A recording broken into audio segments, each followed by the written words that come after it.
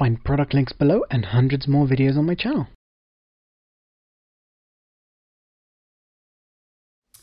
Hi everyone, welcome back. So today I want to show you the new Xcam Sabre. It's a really nice quality, super compact system that has things that I like and things that I don't like, and so I'm going to go over everything. And so this has a very similar build. As far as I can tell, it comes from the same factory and it does come from the same seller. I got these both from the same seller where I get a lot of my Chinese stuff comes from the same place.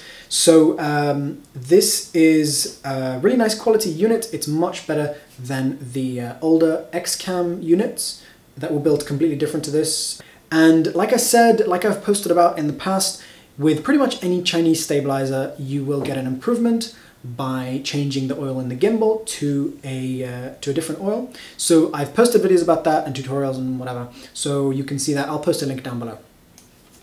So overall, from the factory, it's pretty okay. And yeah, I mean, like I said, it does get an improvement with an oil change, like pretty much every other low-cost stabilizer that I've seen.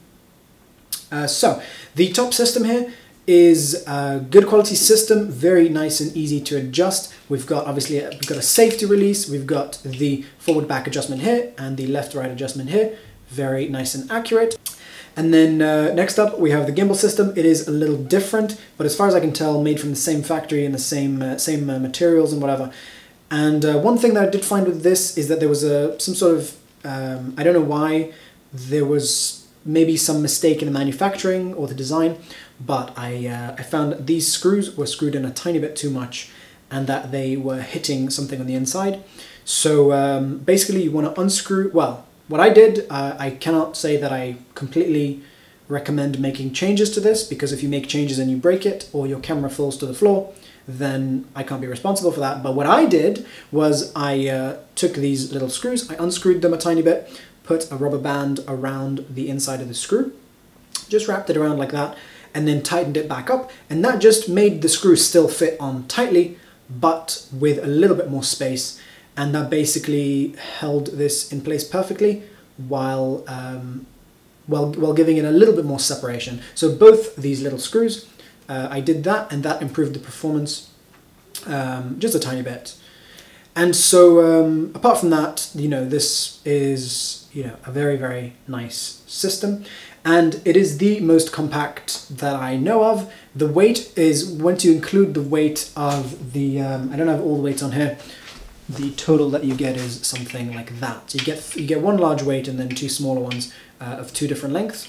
And so once you include the weight of those, then the weight of the overall system is basically the same as the Xcam, sorry, as the Monocam.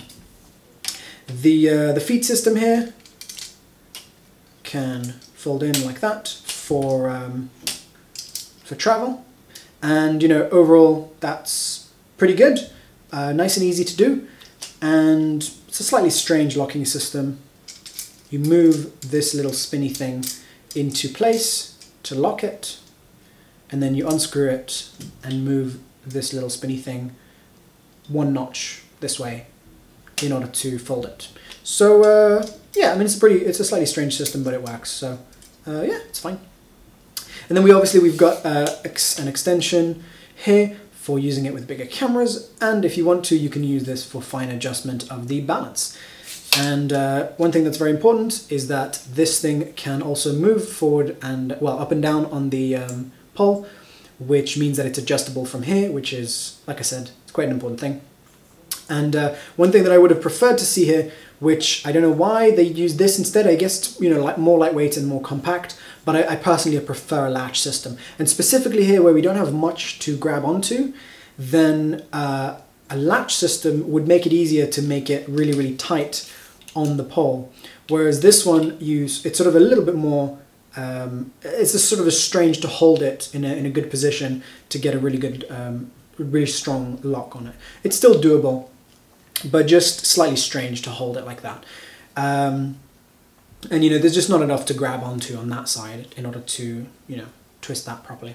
But I mean, it's fine. It's not a huge issue. And okay, so overall the system works very well. I'll post footage separately, and hope you found this helpful. Oh, one more thing to mention is that this it doesn't disassemble like the Monocam does, which is fine. You know, it's very small already, and I believe the only thing that may disassemble is this piece right here.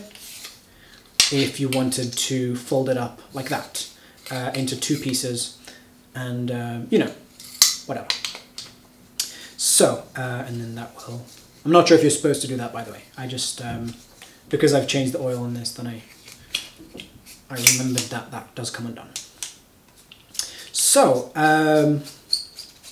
overall, I like it. Very nice compact system, very decent price. And yeah, if you have any questions, feel free to ask me in the comments. Don't forget to subscribe, and I'll see you soon. Thanks for watching, guys.